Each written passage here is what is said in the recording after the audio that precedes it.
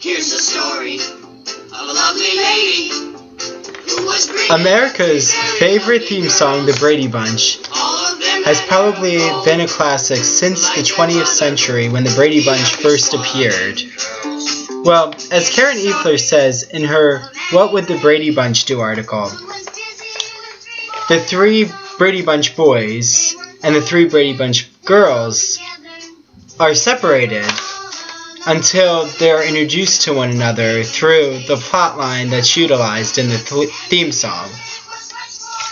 And once Carol and Mike come together, this whole blended family now can look at each other actually on the 3x3 grid and see each other horizontally, vertically, diagonally, are looking at all different quadrants. Well, Karen Eifler utilizes this through the activity that she calls What Would the Brady Bunch Do? This activity is a simple outline. Basically, she'll use it before a final exam review.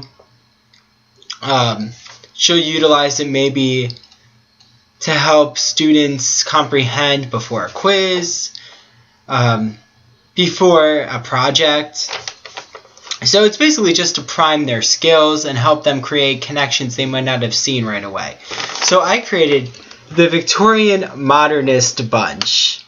I know, a great pun, but I'm trying my best here.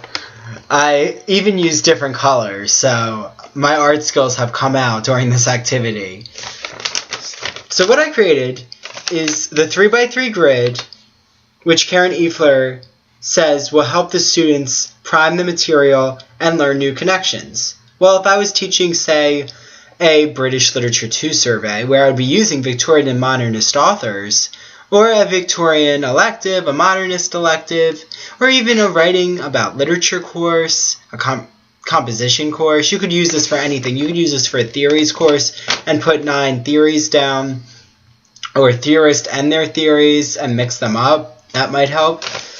So for the center, I put William Butler Yeats, just because I feel like he's the central character who he kind of counts as a Victorianist and counts as a modernist, depending on who you talk to, depending on what pieces you're reading. If it's his early poetry, it might be considered Victorian, and his later poetry would be considered modernist. So he counts as the Alice spot. And now I have George Eliot. So say I want, and what I would propose to the class is, okay, let's find a Carol versus an Alice connection. So here it would be a George Eliot to a William Butler Yeats connection. And the students are now going to have to figure out, how does George Eliot, Marianne Evans, relate to William Butler Yeats? Well, we could say maybe they're considered Victorianist, William Butler Yeats at the beginning of his career. Or we could talk about love philosophy and love lost in William Butler Yeats' poetry and the lost love of Maud Gonne that he constantly is experiencing and writing about. And maybe George Eliot's problems of love in Middlemarch and that complexity and thematic element with Dorothea Brooke, Mr. Casaubon, etc. So maybe those kinds of connections could now be drawn, and this could also help prime students for a thematic essay composition. So if you assign problems in love as a composition topic for maybe a midterm or final exam component, now they have more to draw on. And this also, I think, would help them with the not reading problem that will be addressed on Wednesday's class with Linnea, and the William Bruce's piece about not reading, and the To Kill a Mockingbird issue, and all of what not reading can actually mean in the classroom, and how it creates an environment where student-centered activities are not able to flourish because most of the students might not have done this reading.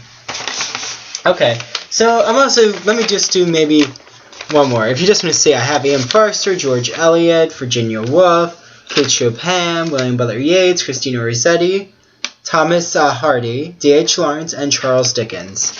Okay, so maybe I'll do a Marcia, to a Bobby connection. Okay, so I'm doing E.M. Forster to Thomas Hardy. Well, we could say E.M. Forster and Thomas Hardy. Well, E.M. Forster is a modernist. Thomas Hardy is a Victorianist. But they're both considered British literature, so that's one to start with. They both deal with issues, philosophical issues, E.M. Forster especially imperialism in the British Empire with his passage to India. Thomas Hardy, you have Tess of the D'Aubervilles, which deals with illicit affairs and, not marrying the person that you wanted to be with in the first place, and the complications there, which would relate to a passage to India.